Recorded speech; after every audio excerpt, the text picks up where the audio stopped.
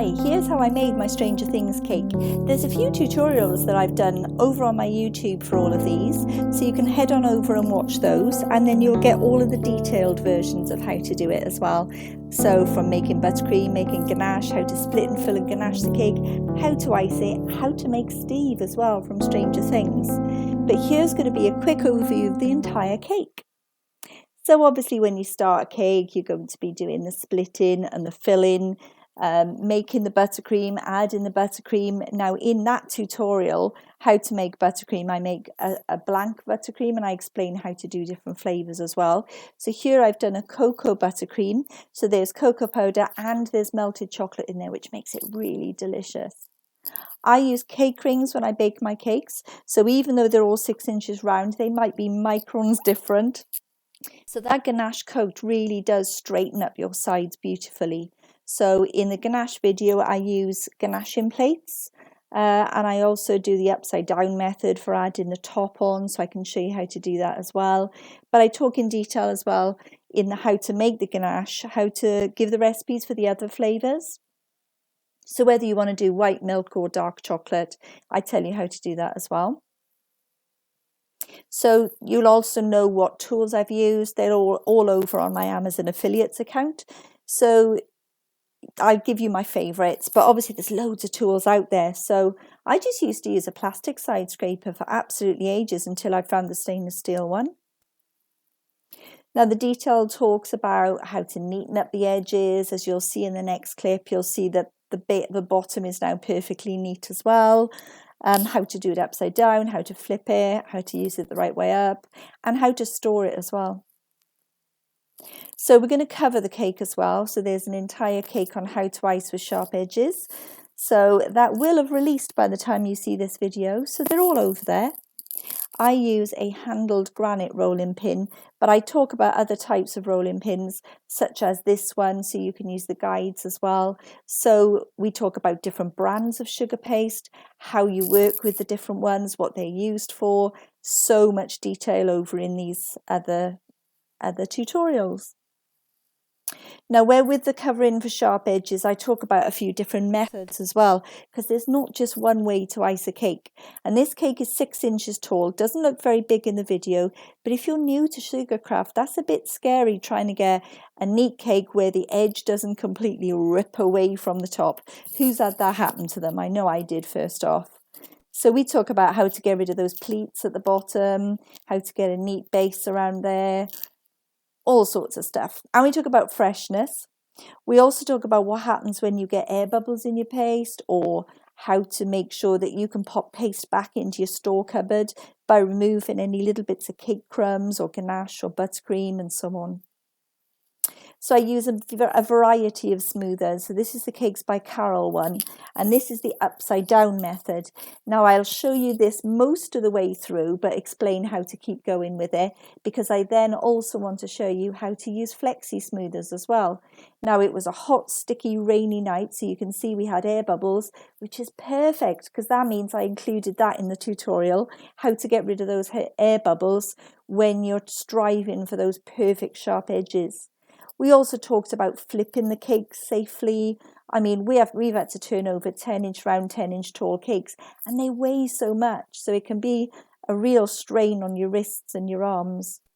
So as you can see, I stopped this one too early so that I could show you how to use the flexi smoother method to finish it off. So that's over in the how to ice for sharp edges. There, see, so that's the flexi smoothers. And I talk about different brands as well. But it's a great way to learn multiple ways to finish your cake, because we're all different. We do all need different styles, don't we? Now there's other things we do. I'd show you how to ice a board as well. So that's a new tutorial that's just coming up.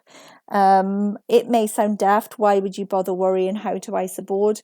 Well, you need to learn how to do it neatly, don't you? So I show you how you wet the board, how thick you roll the icing out, how you pop it on, how you trim with neat edges, getting rid of bubbles, all that sort of stuff. So that tutorial will have come out before this one as well. So that'll all be over there.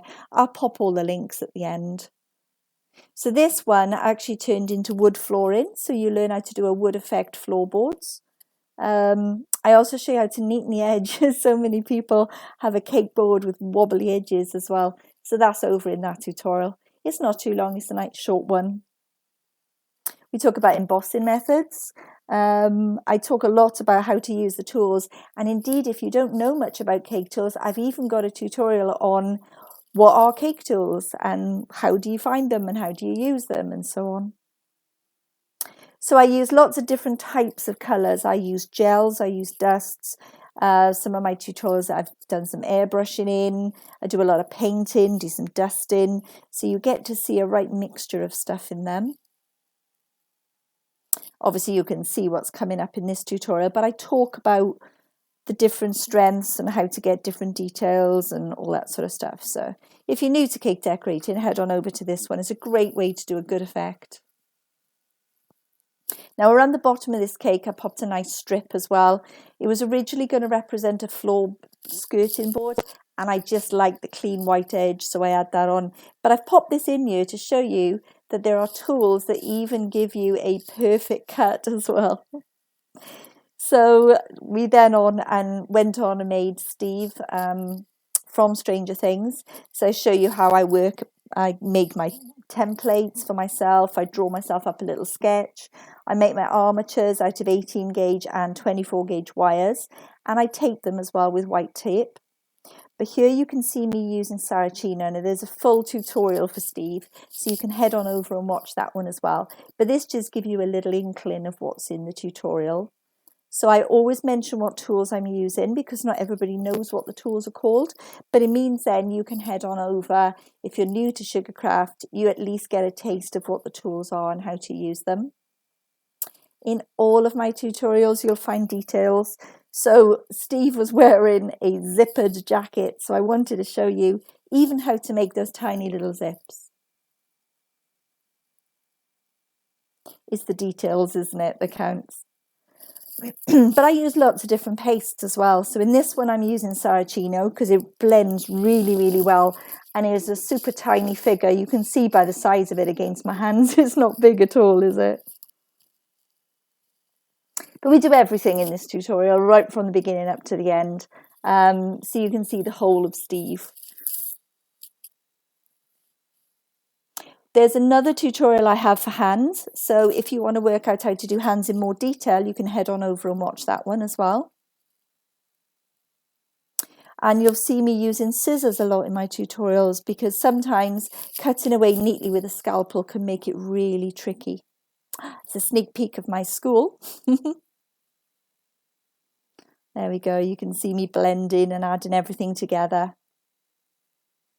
Now the Demodog, I didn't really film this one. I've got various bits, so you can see the template I made myself. You can see that the armature has got all of the legs. It was a very, very cool creature. I hadn't seen it before. But these are based on those Funko Pops, aren't they? So it was really good fun to create the cake. And I painted the finished design as well. So it doesn't stay this colour. I added on dust and paint just to get the finishing touches, you know.